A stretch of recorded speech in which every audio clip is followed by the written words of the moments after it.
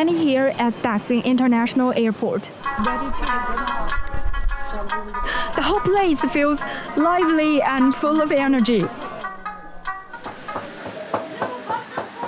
A trip here wouldn't count without trying a naan.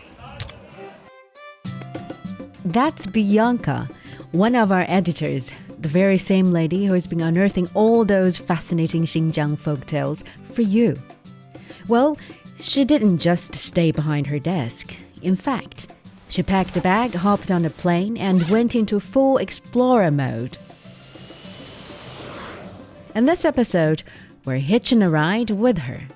We'll follow her footsteps to hunt down stories, meet people, taste local delicacies, and of course, soak in the sights. From Urumqi's buzzing Grand Bazaar to Turpan's sun-baked vineyards, we'll see if the characters and tales are still alive in the places that inspired them. All great adventures begin somewhere.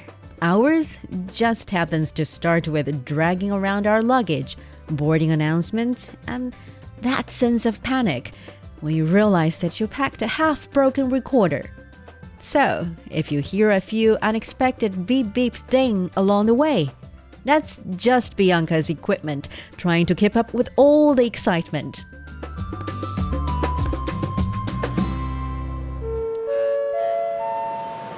I'm standing here at Daxing International Airport, ready to head far northwest to China's Xinjiang. It's a hot destination for travelers, and for good reason. With 28 civil airports, Xinjiang has more than anywhere else in China. In just the first 7 months of this year, over 30 million passengers flew in and out, carrying goods, stories, and adventures. Your attention, please. This is final boarding call for flight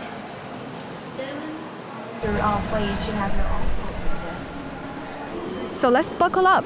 Our journey kicks off in Urumqi, the vibrant capital, where we'll meet a legendary figure whose cleverness has stood the test of time, a Fanti.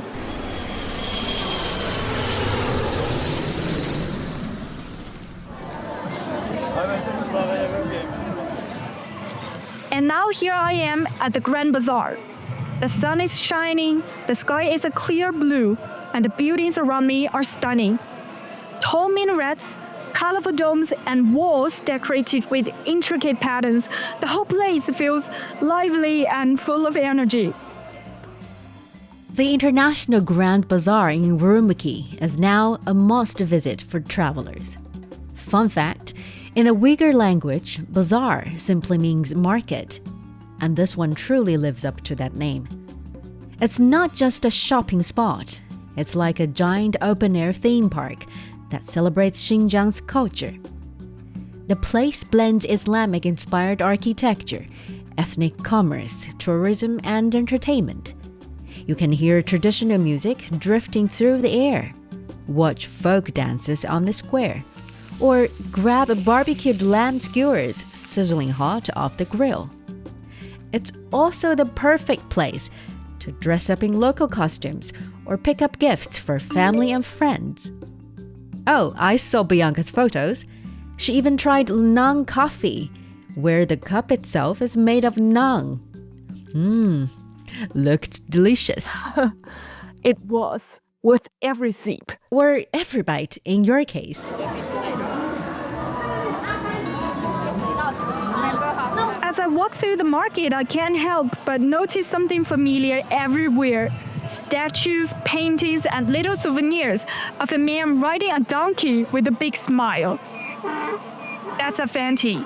May I join you all? He's one of Xinjiang's most beloved folk heroes. He's clever, mischievous, and always ready to outsmart the greedy and powerful with humor and cunning. His stories full of wit, clever tricks, and unexpected twists have been told for generations, entertaining and teaching lessons at the same time.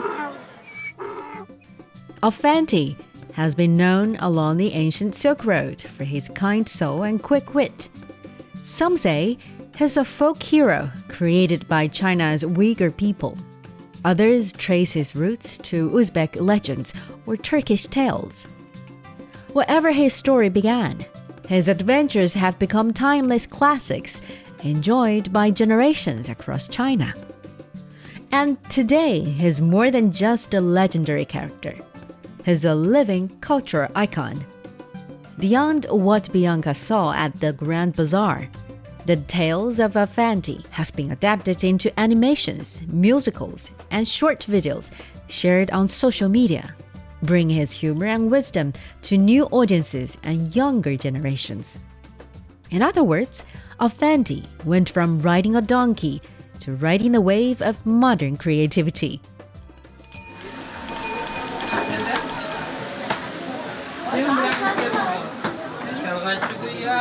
And speaking of things that have stood the test of time, naan definitely makes the short list and the breakfast list.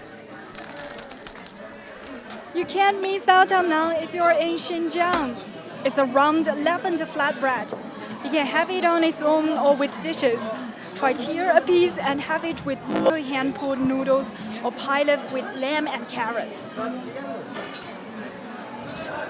In modern days, naan is also turned into various new innovations: naan yogurt, naan coffee, and even naan flowers. I also saw a very catchy rhyming slogan: "A trip here wouldn't count without trying a naan." And yes, Bianca didn't come back empty-handed. She brought back naan, and it barely survived 5 minutes in the studio. Everyone grabbed a piece. Oh, you're curious why it's so popular? We actually did a full episode about the tales behind naan. We invite you to check that out later. Besides naan, she also brought back some raisins. Sweet, chewy, and not too dry. She picked these up at her next stop, Turpan.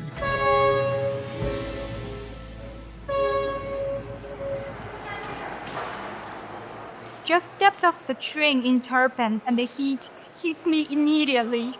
Dry, sharp, and almost tangible.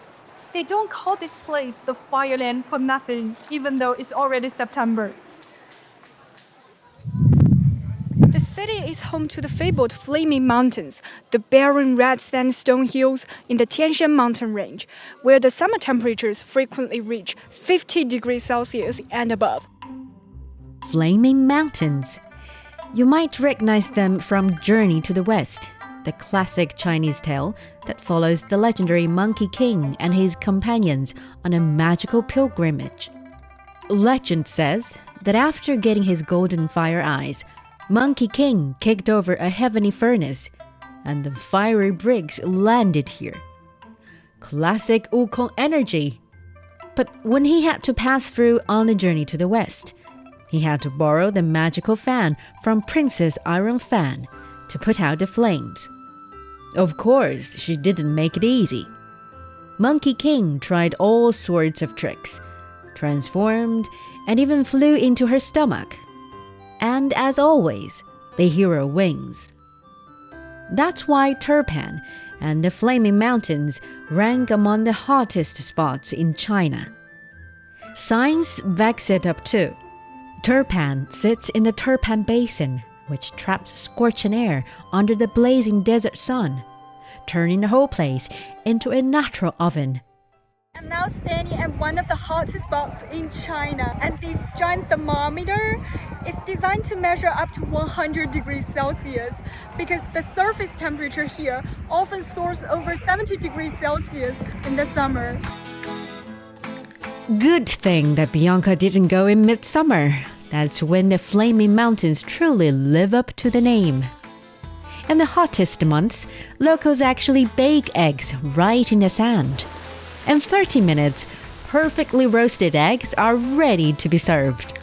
In fact, this quirky little snack is now a must-try for visitors. While the mountains are too scorching to live on, people have settled in the surrounding region for thousands of years. About 40 kilometers away lies an ancient city. Today, it's called the Jiaohe Ruins. This is the Jiaohe ruins. The reason we're not calling it an ancient city is that it was abandoned by the people around the 14th century. Built around the 2nd century BC on the natural Luas Plateau between two rivers, hence the name Jiaohe, meaning confluence of rivers. What makes it so special? Instead of erecting the houses and city walls, people carved them out from the ground, creating one of the world's largest and best preserved earthen cities. The layout was very advanced at that time, with distinct zones for government, residencies, and temples. The Jiaohe ruins was also an important military and trading hub along the Asian Silk Road. If you watch the famous TV series Journey to the West, there was actually a scene shot right here. Today, walking through the Jiaohe ruins, you can still feel its culture and ingenuity after all these centuries. I can just imagine standing there, feeling the pulse of history in the air. You can almost hear the stories buried in the walls, waiting to be heard. And then, finally, a little patch of greenery, Frog Valley, another must-visit spot in Turpan. We arrived at the Grape Valley at 10 a.m. The weather is cool and there's a lot of shade in the Frog Alley to hide from the sun. The name comes from a legendary story. A long time ago, the king of Gaochang got a strange sore on his thumb, and the imperial doctors couldn't cure it. A local farmer here who knows some medicine was summoned. He used a frog caught near the village's hot spring to reduce swelling. This treatment successfully healed the king's illness, and the farmer was handsomely rewarded. Crucially, it was noted that during winter, this was the only place in the Gaochang kingdom where frogs could be found, likely due to the warmth from the hot springs. The Frog Alley then became widely known. What a story! In real life, Frog Valley used to be chaotic, with scattered sheep pens, crumbling earthen walls, and uneven, potholed roads. In early 2024, under a joint initiative of the local government and the Hunan Xinjiang Aid Task Force, Frog Valley underwent major renovations. It's now a complete tourism hub. Dining, boutique accommodations, educational tours, photography experiences, and intangible cultural heritage activities. People here can't stop talking about it. Not just Frog Valley, but all of Turpan's surprises.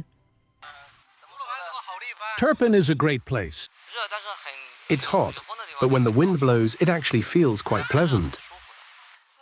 Unlike Sichuan, which is full of greenery, Turpan is all golden earth. The people in Turpan are friendly and warm. Hot weather, warm people, sweet fruits.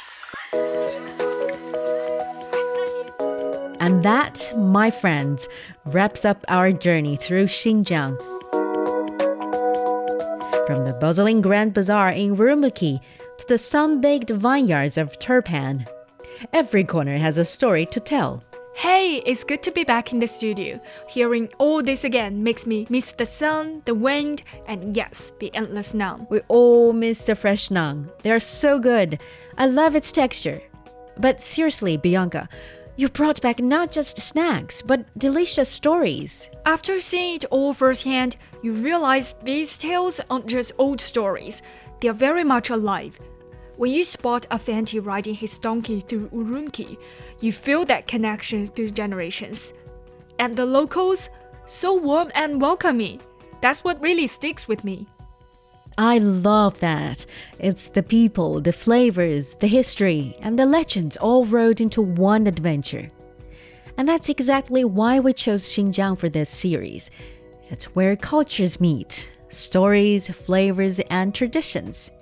Here, China's rich heritage blends with diverse ethnic traditions, ancient and modern, East and West, creating a unique spirit you can feel everywhere. That's the magic. No matter where or when, these tales remind us of values that resonate across time.